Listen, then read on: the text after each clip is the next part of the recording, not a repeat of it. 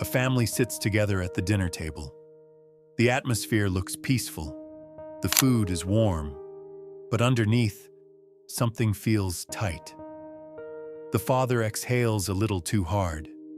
The mother avoids looking anyone in the eye. The siblings laugh, but it sounds forced. And then it happens. A tiny mistake.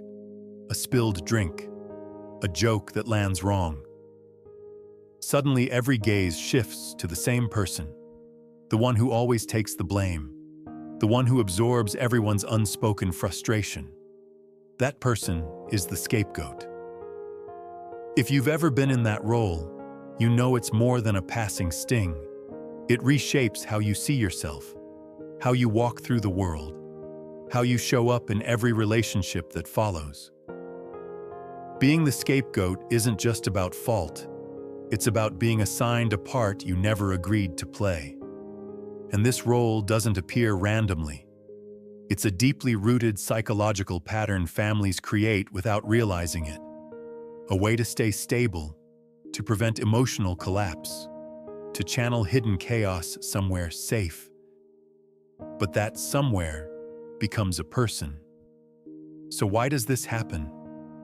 Why would a family, a place meant for safety and love, choose one of its own to carry the weight of its dysfunction? That's what we're exploring today. And by the end, you won't be able to unsee this pattern. Because once you truly understand the psychology of the scapegoat, you start to understand not only families, but human relationships as a whole. You begin to notice the silent dynamics that quietly shape our lives. And if you've ever felt like the scapegoat, you'll finally understand why it felt so painfully real and why it was never truly about you. Here's the truth. Every family holds tension. Secrets, regrets, money stress, old wounds, unspoken conflict. These emotions don't vanish. They need an outlet. So without realizing it, families organize themselves into roles. The golden child, the peacemaker, the invisible one, the hero, and the scapegoat. The one who carries what no one else wants to face. Psychology calls this projective identification. It's when one person becomes the container for emotions others can't tolerate in themselves. If the parents feel shame, the scapegoat is labeled shameful. If the family carries anger, the scapegoat is called angry. If there's deep insecurity, the scapegoat becomes the failure. The role turns into a mirror, not reflecting who that person truly is, but everything the family refuses to acknowledge within itself. And here's the painful twist. The scapegoat is often the most sensitive, the most perceptive, the one who sees the family's truth most clearly. That's exactly why they're chosen. Their awareness threatens what others want to deny. So instead of hearing them, the family shuts them down. Instead of welcoming them, the family pushes them out. The truth teller becomes the problem. Now imagine growing up under that pressure.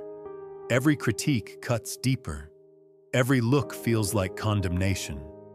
Every achievement is dismissed or reframed. Slowly, you begin to absorb the role. Maybe I really am the problem. Maybe I ruin everything. And that belief doesn't stay in childhood. It follows you into adulthood, into friendships, into romantic relationships, into your work. It whispers when you feel happiness, telling you you don't deserve it. But let me leave you with something to hold on to. What if the scapegoat isn't just the most rejected member of the family? What if they are, in a strange way, the strongest? What if hidden inside this painful role is a strength no one else in the system develops? Keep that thought. We're coming back to it. Now let's dive deeper into the psychology. One key concept here is family homeostasis. Families, like any system, seek stability. Even when that stability is unhealthy, it feels safer than change. So when tension builds, instead of confronting the real issue, the family redirects the pressure onto one person. The scapegoat becomes the release valve. They aren't blamed because they're truly at fault. They're blamed because the family's fragile balance relies on it. It's like a stage play. Each member has a script. The golden child is admired. The peacemaker calms the storms. The scapegoat carries the blame. Everyone performs their part to keep the story intact. But here's the tragedy. The scapegoat never auditioned for this role. It was assigned to them. And once that narrative is set, rewriting it feels almost impossible. If you've lived this, you know the loneliness of it. You speak your truth, and it's ignored. You explain yourself, and it's dismissed. You strive to be flawless, and it still isn't enough. Because this role isn't about your actions. It's about what the family unconsciously needs you to represent. And here's what often goes unnoticed. The scapegoat is frequently the healthiest person in the system. Why? Because they resist the denial. They carry the shadow others won't face. They expose the wound, even without meaning to. In that sense, they are both the harmed one and the potential healer. Let me ask you something. If you've been scapegoated, have you seen the pattern repeat? In jobs, in friendships, in romantic relationships? That's not random. The role gets wired into you. Your nervous system adapts. Your identity shifts. Your sense of worth reshapes itself around expecting blame or rejection. Without realizing it, you may enter new spaces already preparing for attack. But here's where it shifts. Studies of family systems show that the scapegoat is often the one who eventually breaks the cycle. Why? Because pain turns into motivation. Exile creates self-reflection. Rejection sharpens insight. The very role that once crushed you can become the catalyst for healing. Earlier, I told you there's hidden power in this role. Here it is. The scapegoat carries awareness. They notice what others overlook. They feel what others suppress. Inside the family, that awareness makes them a target. Outside of it, it becomes a strength. They build resilience. They develop deep empathy. Their intuition sharpens. They can walk into a room and sense what isn't being said. They become artists, writers, leaders guided by compassion, people who see beyond illusion. Of course, this shift doesn't happen by itself. It takes healing, honest reflection, often years of unlearning old beliefs. But the capacity is there. So if you've ever been the scapegoat, hear this clearly. You are not defective. You were never the problem.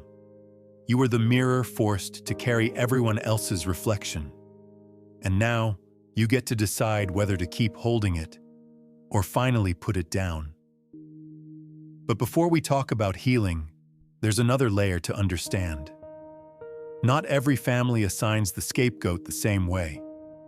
Sometimes it's the oldest child, sometimes the youngest, sometimes the one who stands out, who thinks differently, looks different, refuses to conform. In some families, the role even shifts from one sibling to another. But every time, that choice reveals something deeper. It points directly to the family's hidden wounds. As we close this first part, let me leave you with something to consider. What if the scapegoat's role is never accidental? What if the child who carries the blame is chosen for a reason? What if they possess the very traits the family cannot confront? What if being the scapegoat was never a sign of weakness, but a sign of strength? Think about it. What if the one burdened with blame is selected because they reflect something the family can't tolerate seeing in itself? Here's what I've come to understand. Families, like individuals, have shadows, hidden parts they avoid, truths they don't want exposed. And often, the scapegoat is the one who embodies that shadow. Maybe they're more sensitive, and the family rejects vulnerability. Maybe they're more rebellious, and the family fears defiance. Maybe they're more honest, and the family resists the truth. The scapegoat becomes the surface onto which these fears are projected. It's not fragility that places someone in this role. It's often strength that threatens the family's illusion.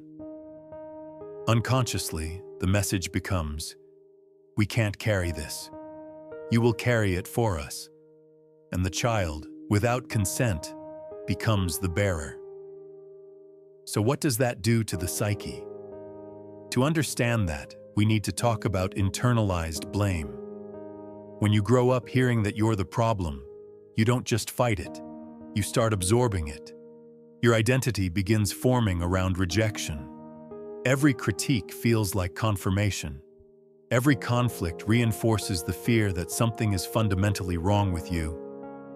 Many scapegoated children develop what psychologists call a false self, a protective mask, polite, agreeable, sometimes high-achieving.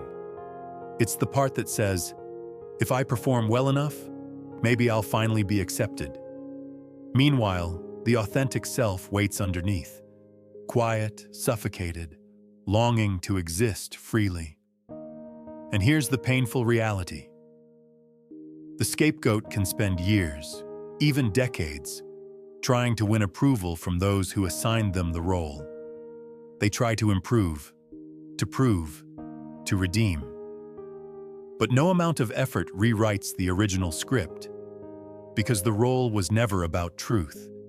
It was about maintaining the system. Now let me open another loop. As heavy as this sounds, there's a hidden doorway inside this pain. And once the scapegoat finds it, everything begins to shift.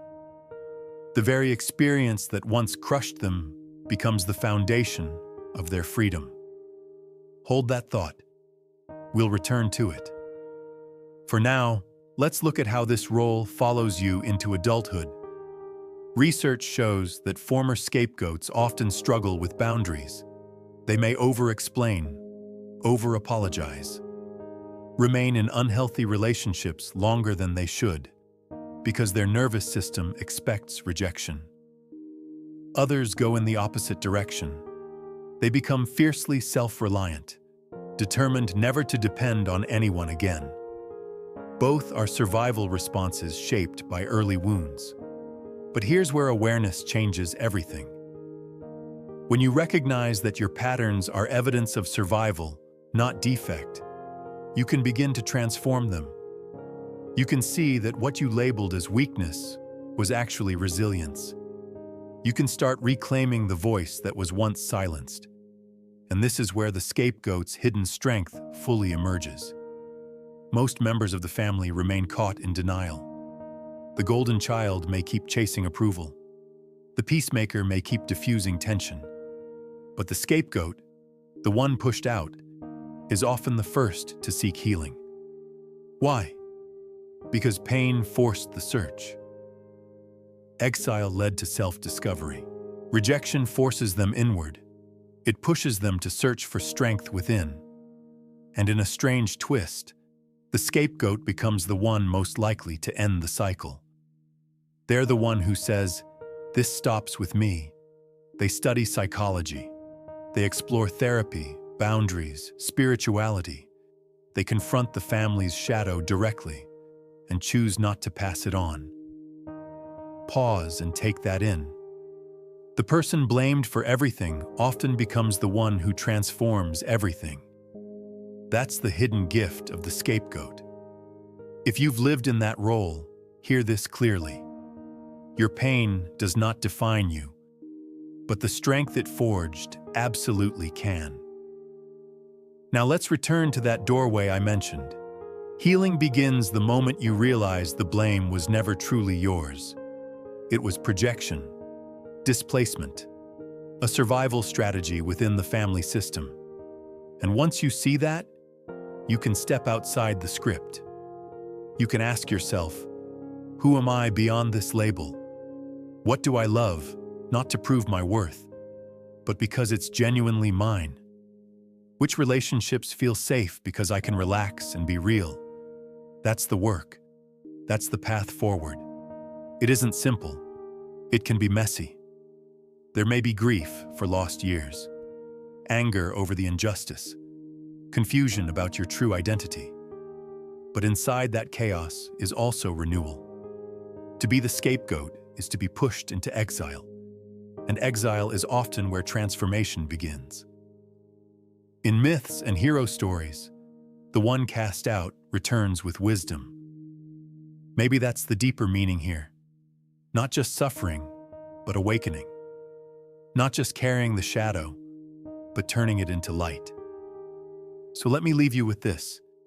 If you felt misunderstood, blamed, rejected, remember this.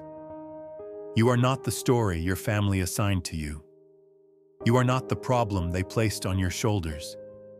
You were the one who saw what others avoided, the one who felt what others suppressed.